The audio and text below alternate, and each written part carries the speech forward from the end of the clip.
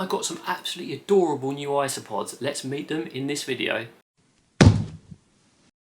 Hello everyone and welcome back to Spooderpods. I'm David, rocking the Spooderpods official t-shirt, and I am introducing you to my new Cubaris shark isopods. Now these guys don't have all individual names, but they are absolutely adorable. I think they're really cute as an isopod species, so when I saw them I had to buy them, even though they're a little bit more expensive for isopods. We already have panda kings, loads of other types, got loads of guides to them. I'll leave one now for you to explore. But yeah, let's meet our shark isopods and see how we set up their enclosure.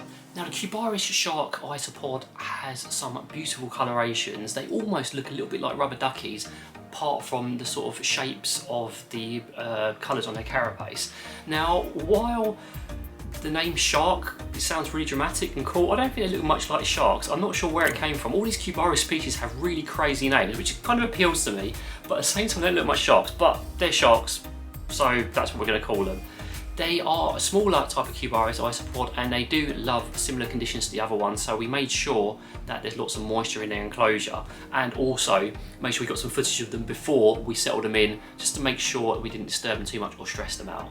Now I'm going to hold up their enclosure because it's very small. We only got a colony of 10, partly due to cost, but also partly because I deliberately wanted a small colony so they can go in a small enclosure. The more you get, the more space they need, and as these guys are so small, they're going to be pretty happy in this for quite some time. I also picked a smaller enclosure because it increases the odds they're going to breed. I've noticed this is a trend across all my isopod species, with the exceptions of my vulgaires. The smaller the space, as long as it's not like inhumanely small, they need some room to roam around, etc. But the smaller enclosure, as long as it's decently sized, the more chance they'll breed. And that's something I learned from Russell and Aquariumax a while back, and it's really held true. So I'm hoping it's a hold true for these guys, so I really want them to breed like my panda kings. But with the enclosure, I did make sure I followed all the usual guidelines. Plenty of substrate depth, which I will top if I have to. A nice food dish, which again I might swap out for a shallower one. I put a Lego shark in there because I couldn't help myself. Hydration area with loads of moss and some cork bark and places they can burrow and hide, because these guys will like to burrow and hide. I wanted to give them the best kind of enclosure, even though I probably won't see them much. I may get to see my shark once in a while, and during maintenance occasionally under the cork bark, but I'm happy with how the enclosure turned out. And by the way, if you're worried there's not enough leaf litter in this footage, I always add it in after I sort of film the initial bits so you can see it, because otherwise all you see is a carpet of leaf litter. There's plenty of leaf litter in there for them now as well. One of them, amusingly as well, crawled into the shark's mouth. I really wish I'd got footage of it. Crawled into the shark's mouth, sat in there for a while, was like, I'm not sure about this, and walked straight out. If it happens again, I will definitely get photos of it and put it up on Instagram because it's absolutely adorable.